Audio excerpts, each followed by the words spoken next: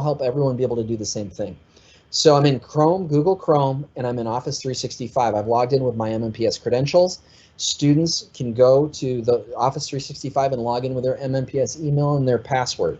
So once I've logged into Office 365, my goal here is to create a contact list for my course, so that every time I create a meeting, I can just click on the first period and it'll send an invite to all my students in their calendar for that particular invite. So we got to create a contact list. To do that, I'm going to go to Outlook. So here I am. I don't want to look at email right now, but when you're in Outlook, in Office 365 on the web, there are icons, and you can see at the bottom left-hand corner, sorry, there is a little icon, and there's mail, there's calendar, there's some notifications, and there's a people icon down here. So when you click on these people, this is basically your contacts. That's what this is about. And what you can do in here is we're going to create a contact list. So to do that, we're going to go up to the upper left-hand side where it says New Contact. And I'm going to go ahead and I'm actually going to make the screen a little bit bigger for you guys because I know that's challenging.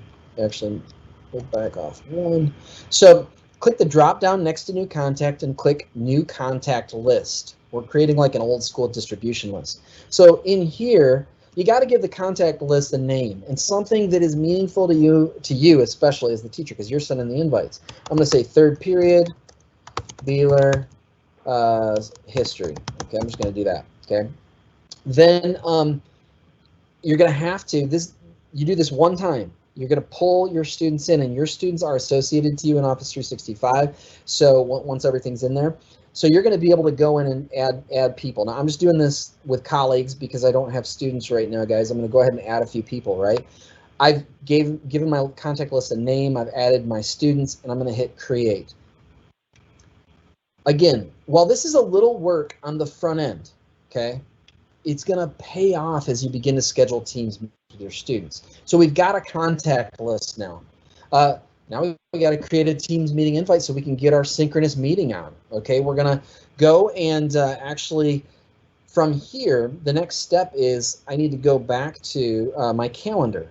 So here I am. I'm in down at the bottom left-hand side again. Just like before, I clicked on people. I'm going to click on calendar.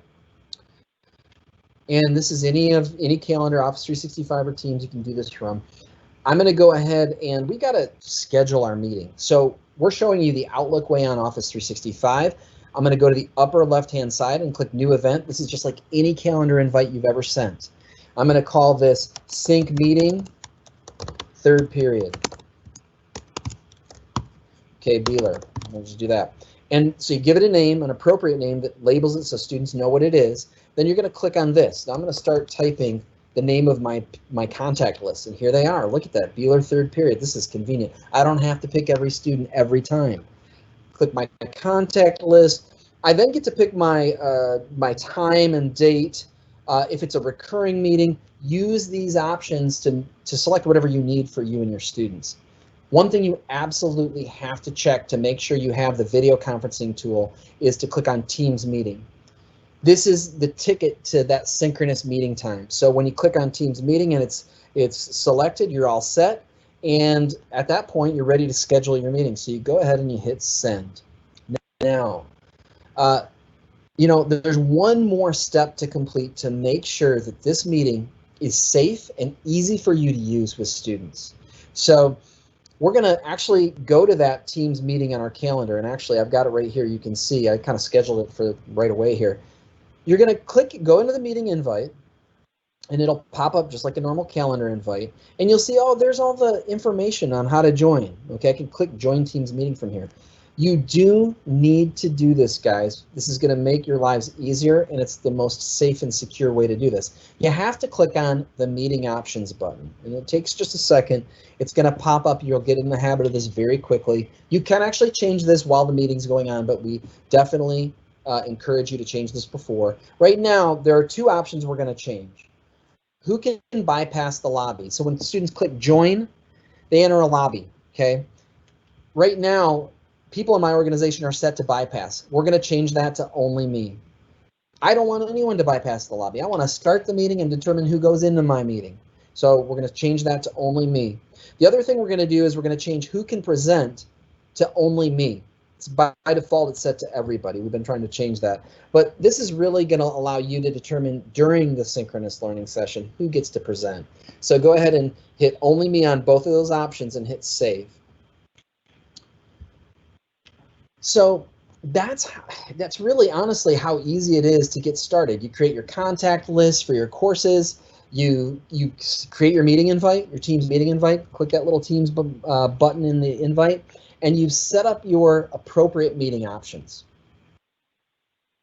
So Jason, how does students access the team meeting invite now? Yeah, that's a great question, Carrie. So the simplest way for students to access, and this is the way we're going to encourage you guys to do it so it's an easy experience for students. The simplest way is to join the meeting. Is to go to Teams in Office 365. And some of you might be saying, well, wait a minute, Teams? Students have to go to Teams in Office 365. What does that mean?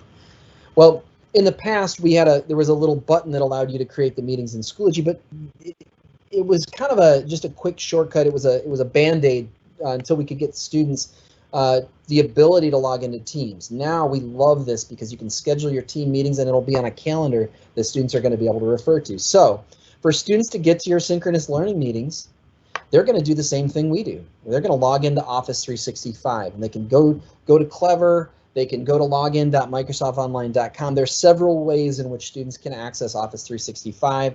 They use their normal email and their normal MMPS password. Again, we have a lot of support documentation to help you with that. Right now, we're going to focus on what it actually is that they do. So as a student, I'm going to go in and I'm going to go back to my email area here. So when a student logs into Office 365, depending upon how many times they've been in, they land in Office 365. The quickest way for students to get to Teams is to click on the waffle. And in my waffle, this is also called the app launcher. Teams is here. Now I put it there, or I use it a lot, so it's there. If Teams doesn't show up for you or your students, it's always accessible by going down to all apps. And when you click on all apps, it's everything available in Office 365. So you can scroll down and you can hit Teams. There's also 3 dots here that can help you and your students.